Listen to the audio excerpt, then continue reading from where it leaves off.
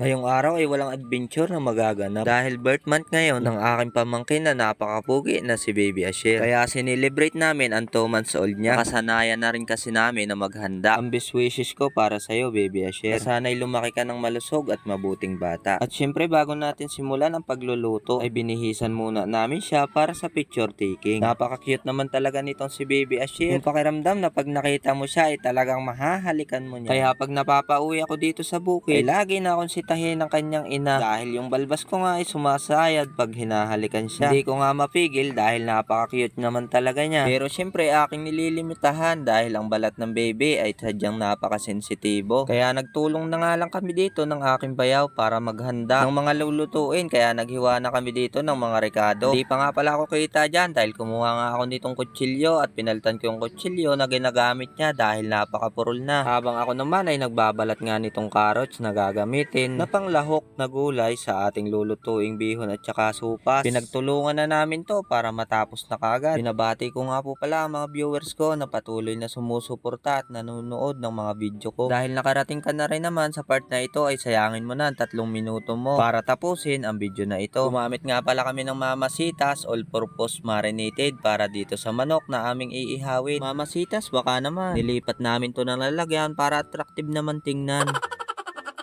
Pagkatapos ay hiniwa na rin namin itong hotdog na panlawak sa sopas. Mali pala, yung bayaw ko nga lang pala ang naghiwa dyan. Nagbibidyo nga pala ako.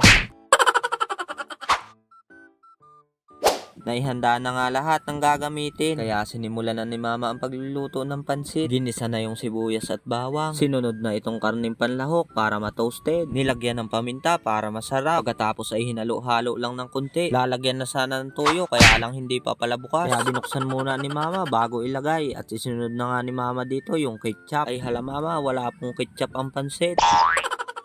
Siyempre po ay hindi totoo yan. Ay ho ay niluloko lang ni mama dyan. Nilagyan na nga ho ito ng mga pampalasang sangkap. Alam nyo na yan. Pag si mama nga ho pala ang nagluluto ng pansit ay inuuna ang gulay. Pagkaluto ay sinisit aside muna niya. Mas masarap daw kasi pag ganun. Isinayaw ko muna ito bago ilahok sa pansit dahil para lalong sumarap.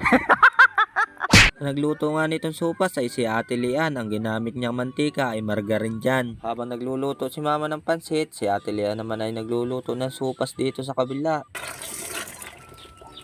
Nung mailagay ang macaroni, sinunod na nga ni Ate Lian itong hotdog. Pero bakit ito'y lumubog? Pero wag kayong mag-alala, lulutang din yan mamaya.